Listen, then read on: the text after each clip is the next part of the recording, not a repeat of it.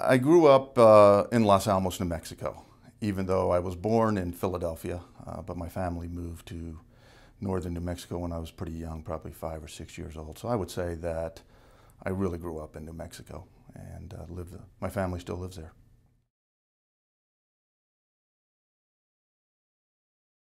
I have, my mother still lives in Los Alamos.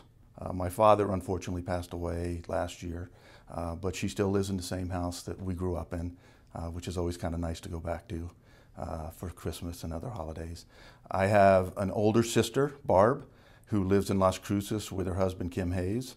I have another older sister, Jill, who lives in Albuquerque with her husband, Joe Pacheco.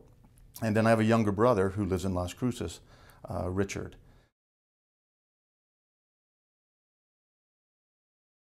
It's probably the best thing that came out of this whole excursion to New Mexico State was Dana.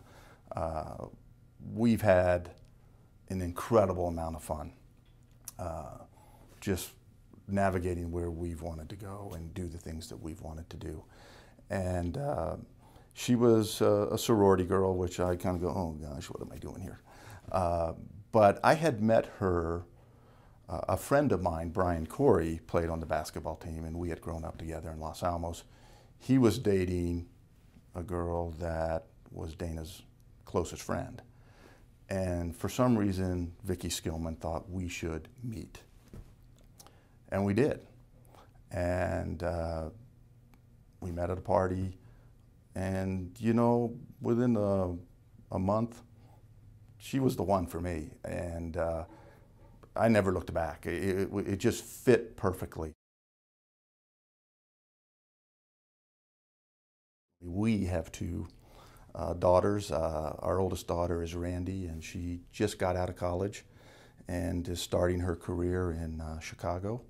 And our youngest daughter, Mackenzie, is in her second year of school at the University of Kansas. We tried to kind of get them to New Mexico State. We brought them down here. We indirectly showed them around, but both of them ended up being Jayhawks. How I got to New Mexico State. I think there was two ways that things had happened in that process. One, clearly with my two older sisters, Barb and Jill, coming down here. I had been down here many times. I had seen the school, had experienced Las Cruces.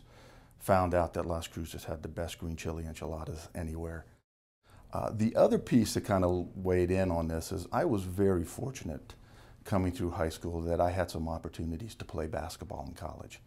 And fortunate for me, New Mexico State at the end of the day had interest because I believe that if they had not, I would have gone to another school because it would have been pretty hard to pass up that opportunity.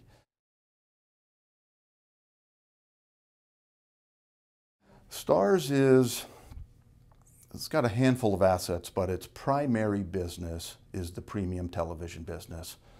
So to give you an idea of what that means, our biggest competitor is HBO and Showtime. And in very simplistic terms, our business is pretty straightforward.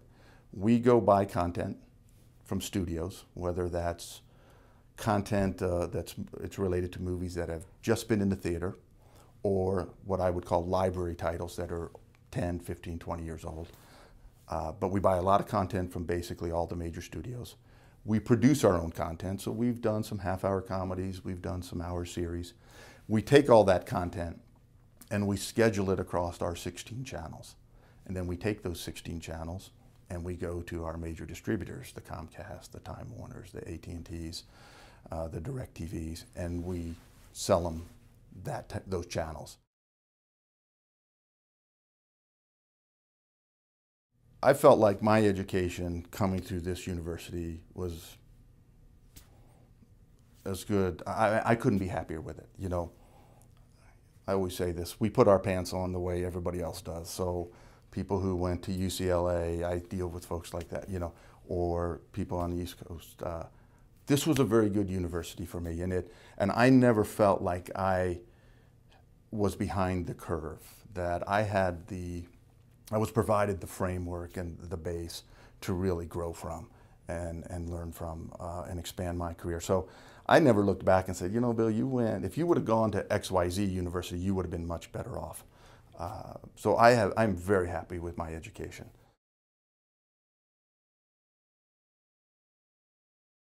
I would say a couple things. There's no guarantees in life, and I think we all understand that. So therefore, I would say, whatever you think your career is going to be as a 19, 20-year-old student going through the business school, thinking about your career, the one thing I know absolutely for sure is it isn't going to be that. And if it is, maybe you didn't think big enough to really challenge yourself and take, you know, opportunities that you should probably take. Because taking educated risk is really a good opportunity for folks. But as I said earlier, I never in my wildest dreams thought that what I'm doing today was in the cards when I was a 19, 20-year-old in the accounting or in the business school getting my accounting degree.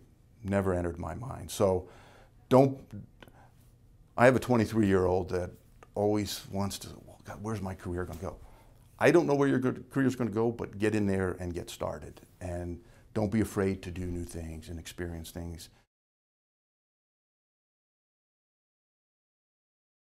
I am incredibly honored to be part of this group. You know, when I got the call, you kind of go through all these emotions and you kind of ask yourself, what are you really thinking? And my first thought was I was surprised because, you know, even though I have family in the area, don't spend a whole lot of time down here. We have done certain things with the school, but not a whole lot. That I was just surprised that I ended up on the radar screen. And I actually was very impressed that the school was keeping track of its alumni and what they're doing. Because I hate to say it, but it's been 30 years since I kind of graduated. And so I was very, very impressed of how that evaluation process, and they were keeping track of where a lot of us were going. And at the end of the day, it's just exciting to think that somebody has looked at what you've done in your career, think it's worthy of being part of this group of folks in the Hall of Fame, and I couldn't be more excited about that.